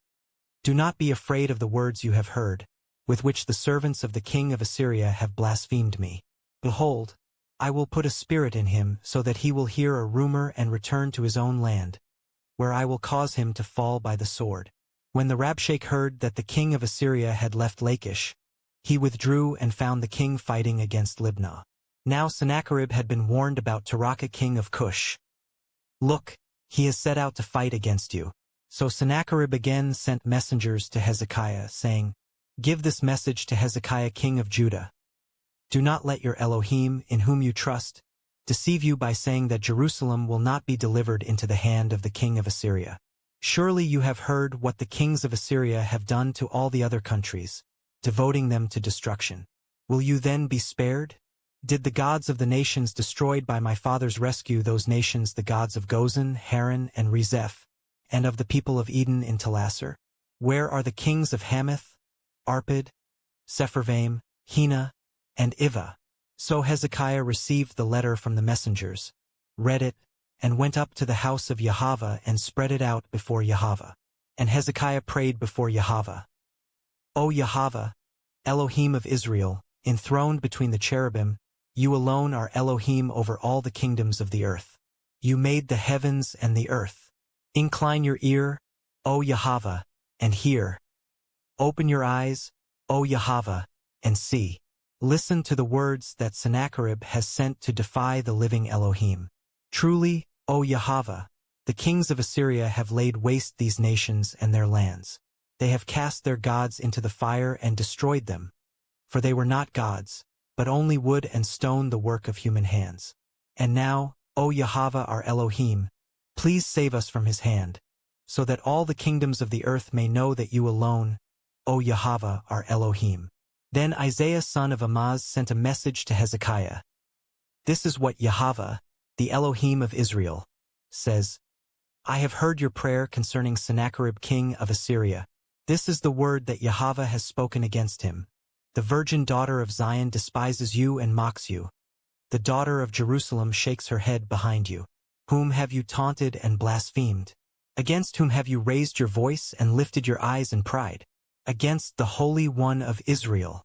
Through your servants you have taunted Yahweh, and you have said, with my many chariots I have ascended to the heights of the mountains, to the remote peaks of Lebanon. I have cut down its tallest cedars, the finest of its cypresses. I have reached its farthest outposts, the densest of its forests. I have dug wells and drunk foreign waters. With the soles of my feet I have dried up all the streams of Egypt. Have you not heard? Long ago I ordained it. In days of old I planned it. Now I have brought it to pass that you should crush fortified cities into piles of rubble. Therefore their inhabitants, devoid of power, are dismayed and ashamed. They are like plants in the field, tender green shoots, grass on the rooftops, scorched before it is grown. But I know you're sitting down, you're going out and coming in, and you're raging against me. Because your rage and arrogance against me have reached my ears, I will put my hook in your nose and my bit in your mouth. I will send you back the way you came. And this will be a sign to you, O Hezekiah. This year you will eat what grows on its own, and in the second year what springs from the same. But in the third year you will sow and reap, you will plant vineyards and eat their fruit. And the surviving remnant of the house of Judah will again take root below and bear fruit above. For a remnant will go forth from Jerusalem, and survivors from Mount Zion. The zeal of Yahweh of hosts will accomplish this. So this is what Yahweh says about the king of Assyria. He will not enter the city or shoot an arrow into it. He will not come before it with a shield or build up a siege ramp against it. He will go back the way he came, and he will not enter this city, declares Yahweh. I will defend this city and save it for my own sake and for the sake of my servant David. And that very night the angel of Yahweh went out and struck down 185,000 men in the camp of the Assyrians. When the people got up the next morning, there were all the dead bodies. So Sennacherib king of Assyria broke camp and withdrew. He returned to Nineveh and stayed there. One day, while he was worshipping in the temple of his god Nisroch, his sons Adramelech and Sharezer put him to the sword and escaped to the land of Ararat. And his son Esarhaddon reigned in his place. Chapter 20. In those days Hezekiah became mortally ill. The prophet Isaiah son of Amoz came to him and said, This is what Yahweh says, Put your house in order, for you are about to die, you will not recover. Then Hezekiah turned his face to the wall and prayed to Yahweh, saying, Please, O Yahweh, remember how I have walked before you faithfully and with wholehearted devotion. I have done what was good in your sight. And Hezekiah wept bitterly. Before Isaiah had left the middle courtyard, the word of Yahweh came to him, saying, Go back and tell Hezekiah the leader of my people that this is what Yahweh, the Elohim of your father David, says, I have heard your prayer, I have seen your tears. I will surely heal you. On the third day from now you will go up to the house of Yahweh. I will add 15 years to your life, and I will deliver you and this city from the hand of the king of Assyria. I will defend this city for my sake and for the sake of my servant David. Then Isaiah said, Prepare a poultice of figs. So they brought it and applied it to the boil, and Hezekiah recovered. Now Hezekiah had asked Isaiah, What will be the sign that Yahweh will heal me and that I will go up to the house of Yahweh on the third day? And Isaiah had replied, This will be a sign to you from Yahweh that he will do what he has promised. Would you like the shadow to go forward 10 steps, or back 10 steps? It is easy for the shadow to lengthen 10 steps, answered Hezekiah, but not for it to go back 10 steps. So Isaiah the prophet called out to Yahweh, and he brought the shadow back the 10 steps it had descended on the stairway of Ahaz.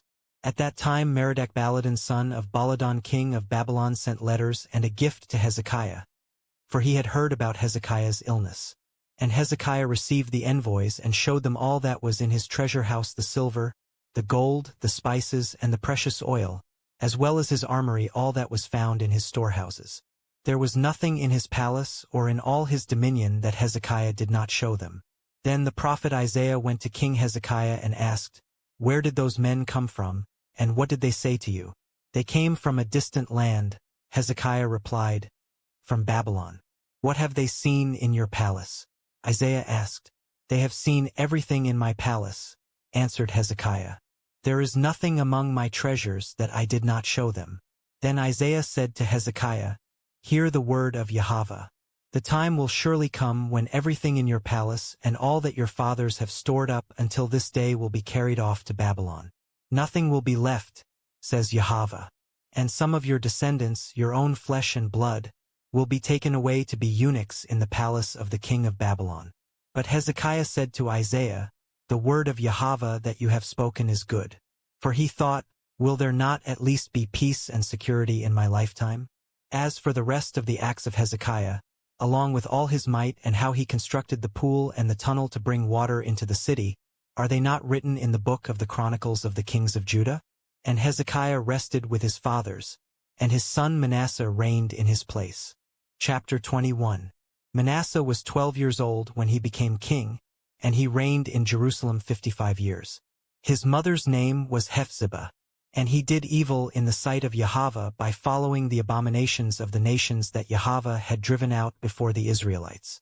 For he rebuilt the high places that his father Hezekiah had destroyed, and he raised up altars for Baal. He made an Asherah pole, as King Ahab of Israel had done, and he worshipped and served all the host of heaven. Manasseh also built altars in the house of Yahweh, of which Yahweh had said, In Jerusalem I will put my name. In both courtyards of the house of Yahweh, he built altars to all the host of heaven. He sacrificed his own son in the fire, practiced sorcery and divination, and consulted mediums and spiritists. He did great evil in the sight of Yahweh, provoking him to anger. Manasseh even took the carved Asherah pole he had made and set it up in the temple, of which Yahweh had said to David and his son Solomon, In this temple and in Jerusalem, which I have chosen out of all the tribes of Israel, I will establish my name forever. I will never again cause the feet of the Israelites to wander from the land that I gave to their fathers, if only they are careful to do all I have commanded them, the whole law that my servant Moses commanded them. But the people did not listen, and Manasseh led them astray, so that they did greater evil than the nations that Yahweh had destroyed before the Israelites. And Yahweh spoke through his servants the prophets, saying, Since Manasseh king of Judah has committed all these abominations, acting more wickedly than the Amorites who preceded him, and with his idols has caused Judah to sin, this is what Yahweh, the Elohim of Israel, says, Behold, I am bringing such calamity upon Jerusalem and Judah that the news will reverberate in the ears of all who hear it.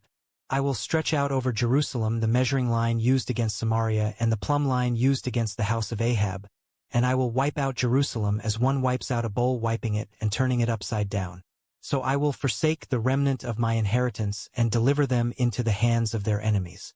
And they will become plunder and spoil to all their enemies, because they have done evil in my sight and have provoked me to anger from the day their fathers came out of Egypt until this day. Moreover, Manasseh shed so much innocent blood that he filled Jerusalem from end to end, in addition to the sin that he had caused Judah to commit, doing evil in the sight of Yahweh. As for the rest of the acts of Manasseh, along with all his accomplishments and the sin that he committed, are they not written in the book of the Chronicles of the Kings of Judah? And Manasseh rested with his fathers and was buried in his palace garden, the garden of Uzzah. And his son Amon reigned in his place. Amon was 22 years old when he became king, and he reigned in Jerusalem 2 years. His mother's name was Meshullemeth, daughter of Haruz. She was from Jotbah, and he did evil in the sight of Yahweh, as his father Manasseh had done. He walked in all the ways of his father, and he served and worshipped the idols his father had served. He abandoned Yahweh, the Elohim of his fathers, and did not walk in the way of Yahweh. Then the servants of Amon conspired against him and killed the king in his palace. But the people of the land killed all those who had conspired against King Amon, and they made his son Josiah king in his place. As for the rest of the acts of Amon, along with his accomplishments, are they not written in the book of the Chronicles of the Kings of Judah? And he was buried in his tomb in the garden of Uzzah, and his son Josiah reigned in his place. Chapter 22. Josiah was 8 years old when he became king, and he reigned in Jerusalem 31 years. His mother's name was Jedidah, daughter of Adaiah. She was from Bosketh, and he did what was right in the eyes of Yahweh and walked in all the ways of his father David. He did not turn aside to the right or to the left. Now in the 18th year of his reign, King Josiah sent the scribe, Shaphan son of Azaliah, the son of Meshullam, to the house of Yahweh, saying, Go up to Hilkiah the high priest and have him count the money that has been brought into the house of Yahweh, which the doorkeepers have collected from the people. And let them deliver it into the hands of the supervisors of those doing the work on the house of Yahweh, who in turn are to give it to the workmen repairing the damages to the house of Yahweh, to the carpenters, builders, and masons to buy timber and dressed stone to repair the temple. But they need not account for the money put into their hands, since they work with integrity. Then Hilkiah the high priest said to Shaphan the scribe, I have found the book of the law in the house of Yahweh. And he gave it to Shaphan, who read it. And Shaphan the scribe went to the king and reported, Your servants have paid out the money that was found in the temple, and have put it into the hands of the workers and supervisors of the house of Yahweh. Moreover, Shaphan the scribe told the king, Hilkiah the priest has given me a book. And Shaphan read it in the presence of the king. When the king heard the words of the book of the law, he tore his clothes, and commanded Hilkiah the priest, Ahikam son of Shaphan, Achbor son of Micaiah, Shaphan the scribe, and Asaiah the servant of the king, Go and inquire of Yahweh for me, for the people, and for all Judah concerning the words in this book that has been found. For great is the wrath of Yahweh that burns against us because our fathers have not obeyed the words of this book by doing all that is written about us. So Hilkiah the priest, Ahikam, Achbor, Shaphan, and Asaiah went and spoke to Huldah the prophetess, the wife of Shallum son of Tikvah, the son of Harhas, the keeper of the wardrobe. She lived in Jerusalem in the 2nd district. And Huldah said to them, This is what Yahweh, the Elohim of Israel, says. Tell the man who sent you, that this is what Yahweh says. I am about to bring calamity on this place and on its people, according to all the words of the book that the king of Judah has read, because they have forsaken me and burned incense to other gods, that they might provoke me to anger with all the works of their hands. My wrath will be kindled against this place and will not be quenched. But as for the king of Judah, who sent you to inquire of Yahweh, tell him that this is what Yahweh, the Elohim of Israel, says. As for the words that you heard, because your heart was tender and you humbled yourself before Yahweh when you heard what I spoke against this place and against its people, that they would become a desolation and a curse, and because you have torn your clothes and wept before me, I have heard you, declares Yahweh. Therefore I will indeed gather you to your fathers, and you will be gathered to your grave in peace. Your eyes will not see all the calamity that I will bring on this place. So they brought her answer back to the king. Chapter 23. Then the king summoned all the elders of Judah and Jerusalem. And he went up to the house of Yahweh with all the people of Judah and Jerusalem, as well as the priests and the prophets, all the people small and great, and in their hearing, he read all the words of the book of the covenant that had been found in the house of Yahweh. So the king stood by the pillar and made a covenant before Yahweh to follow Yahweh and to keep his commandments, decrees, and statutes with all his heart and all his soul, and to carry out the words of this covenant that were written in this book. And all the people entered into the covenant. Then the king commanded Hilkiah the high priest, the priest second in rank, and the doorkeepers to remove from the temple of Yahweh all the articles made for Baal, Asherah, and all the host of heaven. And he burned them outside Jerusalem in the fields of Kidron and carried their ashes to Bethel. Josiah also did away with the idolatrous priests ordained by the kings of Judah to burn incense on the high places of the cities of Judah, and in the places all around Jerusalem those who had burned incense to Baal, to the sun and moon, to the constellations, and to all the host of heaven. He brought the Asherah pole from the house of Yahweh to the Kidron valley outside Jerusalem, and there he burned it, ground it to powder, and threw its dust on the graves of the common people. He also tore down the quarters of the male shrine prostitutes that were in the house of Yahweh, where the women had woven tapestries for Asherah. Then Josiah brought all the priests from the cities of Judah and desecrated the high places, from Geba to Beersheba, where the priests had burned incense. He tore down the high places of the gates at the entrance of the gate of Joshua the governor of the city, which was to the left of the city gate. Although the priests of the high places did not come up to the altar of Yahweh in Jerusalem, they ate unleavened bread with their fellow priests. He also desecrated Topheth in the valley of Ben Hinnom, so that no one could sacrifice his son or daughter in the fire to Molech. And he removed from the entrance to the house of Yahweh the horses that the kings of Judah had dedicated to the sun. They were in the court near the chamber of an official named Nathan-Melech.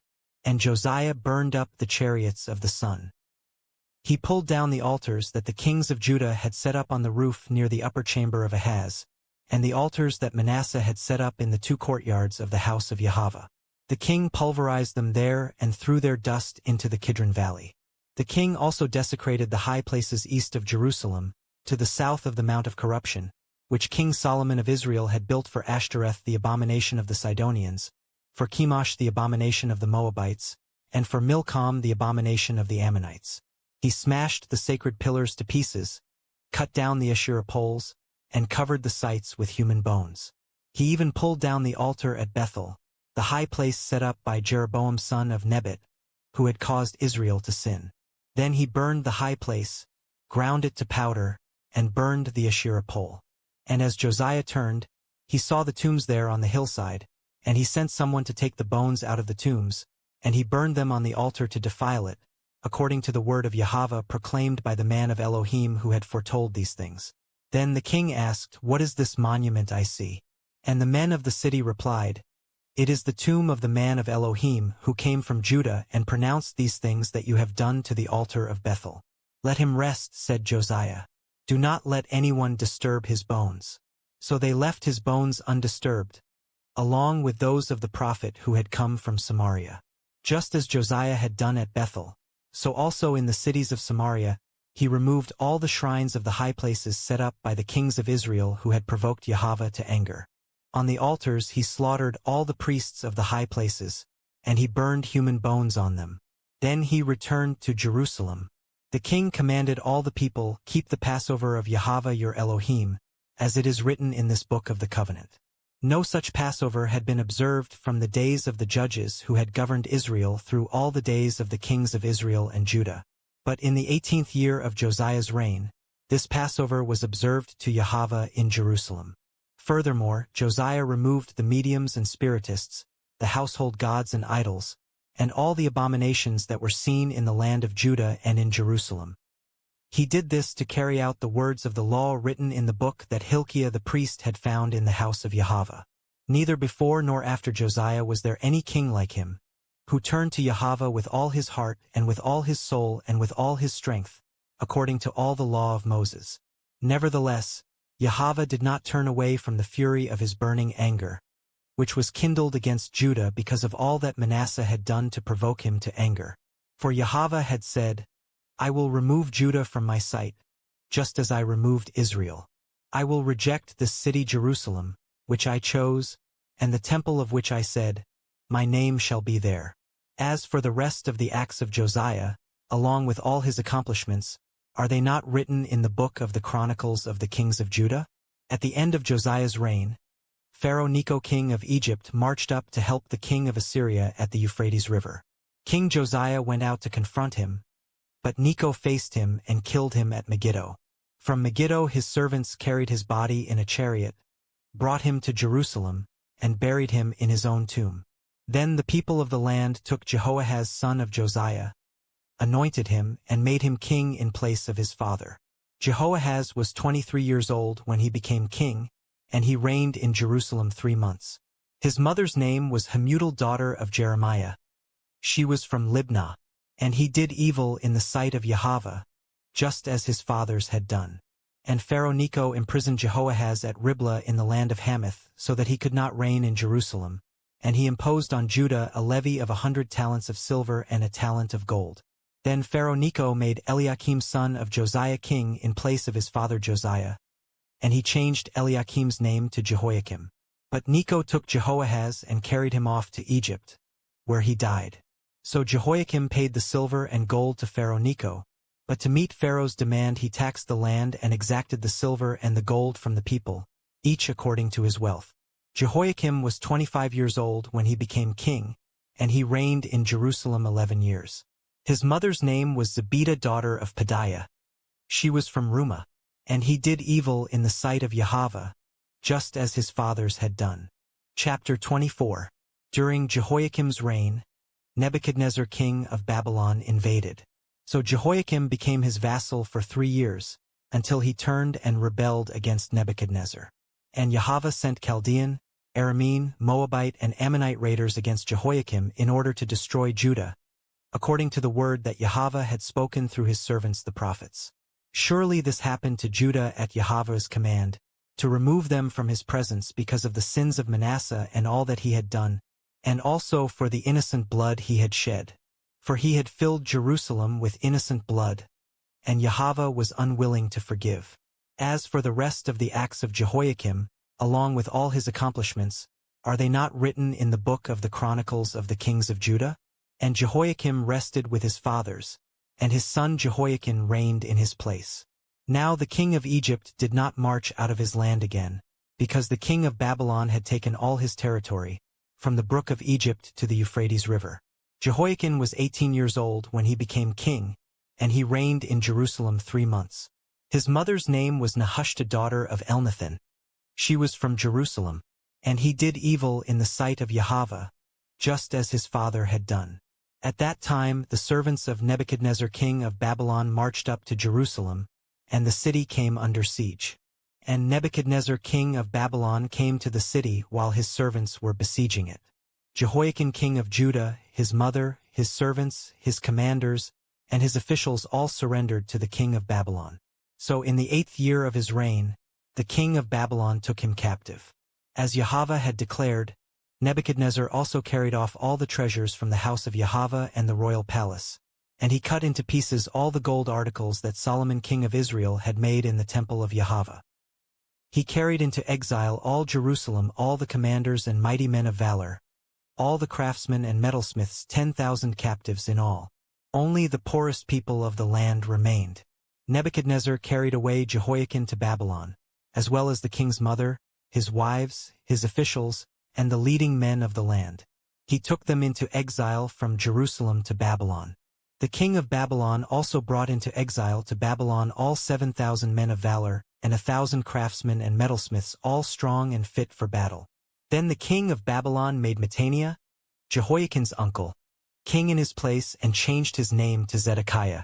Zedekiah was 21 years old when he became king, and he reigned in Jerusalem 11 years. His mother's name was Hamutal, daughter of Jeremiah. She was from Libnah. And Zedekiah did evil in the sight of Yahweh, just as Jehoiakim had done. For because of the anger of Yahweh, all this happened in Jerusalem and Judah, until he finally banished them from his presence. And Zedekiah also rebelled against the king of Babylon. Chapter 25. So in the 9th year of Zedekiah's reign, on the 10th day of the 10th month, Nebuchadnezzar king of Babylon marched against Jerusalem with his entire army. They encamped outside the city and built a siege wall all around it. And the city was kept under siege until King Zedekiah's 11th year. By the 9th day of the 4th month, the famine in the city was so severe that the people of the land had no food. Then the city was breached, and though the Chaldeans had surrounded the city, all the men of war fled by night by way of the gate between the 2 walls near the king's garden. They headed toward the Arabah. But the army of the Chaldeans pursued the king and overtook him in the plains of Jericho, and all his army was separated from him. The Chaldeans seized the king and brought him up to the king of Babylon at Riblah, where they pronounced judgment on him. And they slaughtered the sons of Zedekiah before his eyes. Then they put out his eyes, bound him with bronze shackles, and took him to Babylon. On the 7th day of the 5th month, in the 19th year of Nebuchadnezzar's reign over Babylon, Nebuzaradan, captain of the guard, a servant of the king of Babylon, entered Jerusalem. He burned down the house of Yahweh, the royal palace, and all the houses of Jerusalem, every significant building. And the whole army of the Chaldeans under the captain of the guard broke down the walls around Jerusalem. Then Nebuzaradan, captain of the guard, carried into exile the people who remained in the city, along with the deserters who had defected to the king of Babylon and the rest of the population. But the captain of the guard left behind some of the poorest of the land to tend the vineyards and fields. Moreover, the Chaldeans broke up the bronze pillars and stands and the bronze sea in the house of Yahweh, and they carried the bronze to Babylon. They also took away the pots, shovels, wick trimmers, dishes, and all the articles of bronze used in the temple service. The captain of the guard also took away the censers and sprinkling bowls, anything made of pure gold or fine silver. As for the 2 pillars, the sea, and the movable stands that Solomon had made for the house of Yahweh, the weight of the bronze from all these articles was beyond measure. Each pillar was 18 cubits tall. The bronze capital atop one pillar was 3 cubits high, with a network of bronze pomegranates all around. The second pillar, with its network, was similar. The captain of the guard also took away Sariah the chief priest, Zephaniah the priest of second rank, and the 3 doorkeepers. Of those still in the city, he took a court official who had been appointed over the men of war, as well as 5 royal advisers. He also took the scribe of the captain of the army, who had enlisted the people of the land, and 60 men who were found in the city. Nebuzaradan, captain of the guard, took them and brought them to the king of Babylon at Riblah. There at Riblah in the land of Hamath, the king of Babylon struck them down and put them to death. So Judah was taken into exile, away from its own land. Nebuchadnezzar king of Babylon appointed Gedaliah son of Ahikam, the son of Shaphan, over the people he had left behind in the land of Judah. When all the commanders of the armies and their men heard that the king of Babylon had appointed Gedaliah as governor, they came to Gedaliah at Mizpah. Ishmael son of Nethaniah, Johanan son of Kareah, Sariah son of Tanhumeth the Netophathite, and Jazaniah son of the Maccathite, as well as their men. And Gedaliah took an oath before them and their men, assuring them, "Do not be afraid of the servants of the Chaldeans. Live in the land and serve the king of Babylon, and it will be well with you." In the 7th month, however, Ishmael son of Nethaniah, the son of Elishama, who was a member of the royal family, came with 10 men and struck down and killed Gedaliah, along with the Judeans and Chaldeans who were with him at Mizpah. Then all the people, small and great, together with the commanders of the army, arose and fled to Egypt for fear of the Chaldeans. On the 27th day of the 12th month of the 37th year of the exile of Judah's king Jehoiakim, in the year Evil-Merodach became king of Babylon, he released King Jehoiakim of Judah from prison. And he spoke kindly to Jehoiakim and set his throne above the thrones of the other kings who were with him in Babylon. So Jehoiakim changed out of his prison clothes, and he dined regularly at the king's table for the rest of his life. And the king provided Jehoiakim a daily portion for the rest of his life.